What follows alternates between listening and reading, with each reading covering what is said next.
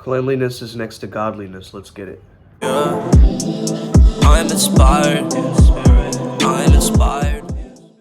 Hey there guys, how's it going? My name is Sumit Chatterjee from the Flow Zone Academy, and I'm a flow state coach, which means that I help you feel better and perform better. Today I've been really reflecting on the idea of cleanliness, okay? Cleanliness is next to godliness. I've heard this before. I also wrote it in a book that I published way back when I was like 11 years old, okay? Called Grow Me Up. And I'm starting to recognize the power of keeping things clean. So yesterday all I did was set up that altar. Okay, I can show you a little bit here of what it looks like. Boom, boom, boom. Okay. Now, as you look at that, as you see that, what goes through your mind? Right? There's a vibe associated with it. For me, to clean just for the sake of cleaning doesn't really work. It doesn't work in an autotelic way, right? It works for me when I give myself perspective. So I'd ask myself, how would my higher self want this room to be? If I was at my ultra instinct level, right? Just completely the best of the best. Okay? A1, top level, elite, rare breed. If I was that, and I am, how would I want my space to be? Would I want it to be cluttered? I do understand the concept of as within, so without, but hey, I've been justifying it for many years, like, oh, I'm just creative, I'm just an artist, and all these things. But now I'm starting to recognize that there is a value in keeping things clean. First of all, you know where things are, right? So you can find them when the time comes for it, so you're saving time. To also have a clean haircut, I've realized that, hey, I'm saving time. I'm not spending every day trying to style it. No, it just does what it does.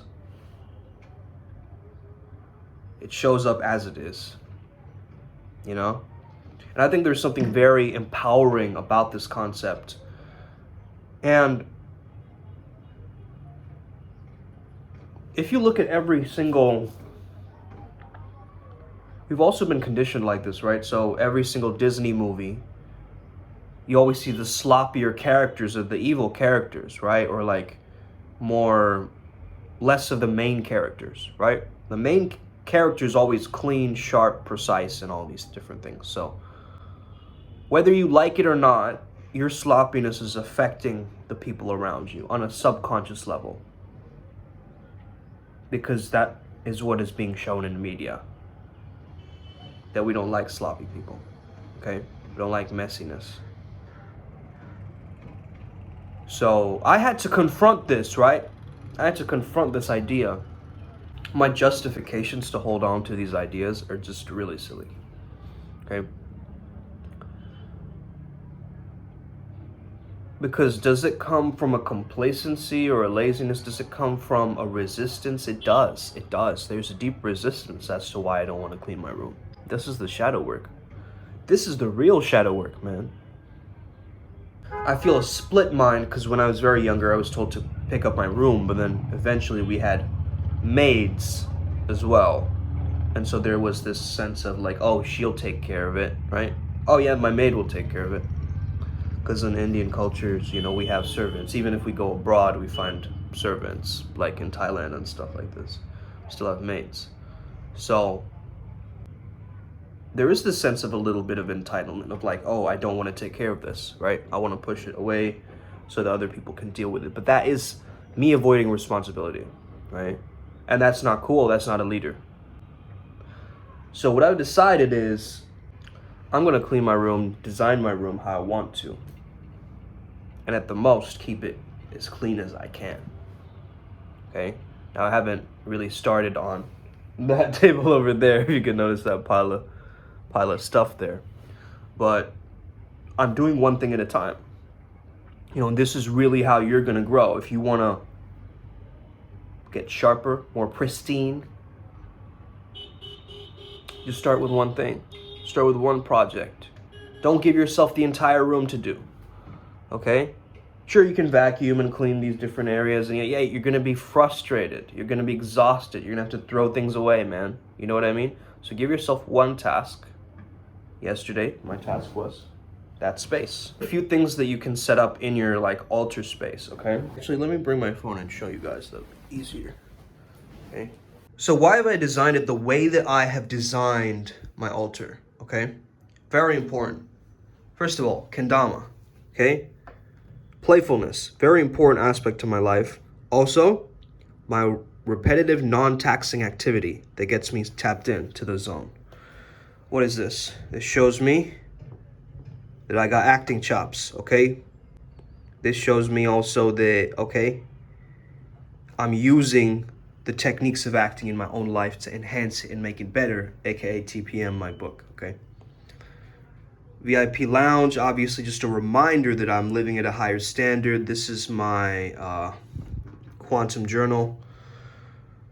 This is an organite crystal. Oh, just knocked over Talos. Yeah, this is a fidget spinner, but it's a lotus flower. It's very meditative. Flow Jedi, it says Flow B1, I believe, as far as I remember. Yep, Flow B1. Just a reminder there. This is Hydro, the Spider-Man villain, but it's just a reminder to be like water. It's just a candle that I burn sometimes. Reminder of the ocean and the sea and sounds and frequencies that come from there. The transparent tiger is really interesting, all formless, shapeless. So time is a very important theme for me, so I got this little sanddial. We got a Rasputin doll looking like my mentor AZD over there. We've got Brahma over here, also over here. Okay. And Shiva, of course. I know Shiva's the creator and destroyer, but Brahma's the ultimate creator, so that's why I put them kind of side by side. So, you know, this is also an organite crystal. Look, my work with bioenergetics and this kind of life force energy is really powerful, okay, guys? There's a bunch of Shiva lingams over here on this side. This is actually, man, I need to clean this, huh?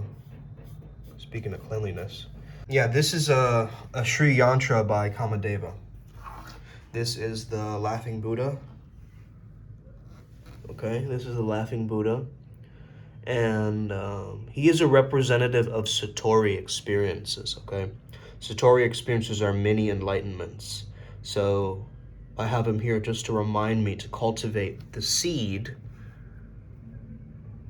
of awakening that he's carrying, the seed of enlightenment. So I have another guy over here. He looks like Confucius, but actually he's Heike. He was one of the disciples of Bodhidharma. Bodhidharma didn't hear and listen to him, what he had to say. He chopped off his arm to show a commitment. So that's why I have a little X over here. And he's still carrying water. So it's like a paradox of like, you know, what is the sound of one hand clapping type of thing? Like it's a paradox. How is he holding the water without a hand? Of course, we have Venomized Doctor Strange, a great combination of the mystic scientist. Then we have Dvimukhi Ganesha, which is a representative of Janus. Janus is one of my spirit guides. You have Shiva back there as well. Let me see here. Am I missing anything? A little bell. A little singing bowl here. Got my Reiki healing chakra stones over here. This actually broke off, right? But I thought it broke off in such a cool way. Got my crystals, obviously. Matches the color palette. This is another Laughing Buddha. Am I missing anything here? Oh yeah, the 8. So this is actually a Fortnite character, but 8 is a symbol of flow state. So 8 hertz per second, and it kind of reminds me of that SWAT team type of mentality, almost. 8 is also a symbol of like billiards or pool or whatever. So yeah, it's still playfulness with the SWAT team mentality, right? Because it's like this playfulness of the billiards. It's just a game, but then he's wearing like a SWAT suit, which is I love the contrast there. You know what I mean? I got an incense holder. Let me see here. Oh yeah, a bunch of books, okay? So highly recommend these books. Got a tuning fork right here, okay? A representative of, you know, dancing in a cycle. I thought this was very representative, okay? Just dancing in a cycle, okay, Kali Yuga vibes. Got this Buddha head, okay, just symbolizing the Buddha, obviously, who was once a prince, remember. This is a totem Aztec kind of head from my friend Ivan, who left it back. Very cool. I really love it. It just kind of brings you back to that whole Mayan, Aztec, Incan kind of civilization, right? And it gives you that reminder of being a part of a tribe. Also, just, yeah, it just brings me back to the ancient times, this one. I have Ektara, which means one string. It's an Indian musical instrument, and I'm using that as a pen holder because I always need pens. But yeah, man, so this is kind of how I designed it. It took me a bit of time to kind of just like get everything together, wipe this thing off, and just, you know. But it gave me inspiration, right? It gave me lots of inspiration. So if this inspires you, you know, go ahead and create something like this in your own home. This will help you with keeping your spirits high. And if you can have something meaningful to you, it's just going to be a lot better than if you just clunk and put things together randomly, okay? So yeah, guys, hopefully you liked my altar tour. If you have any questions, shoot me a message. I'll be happy to respond.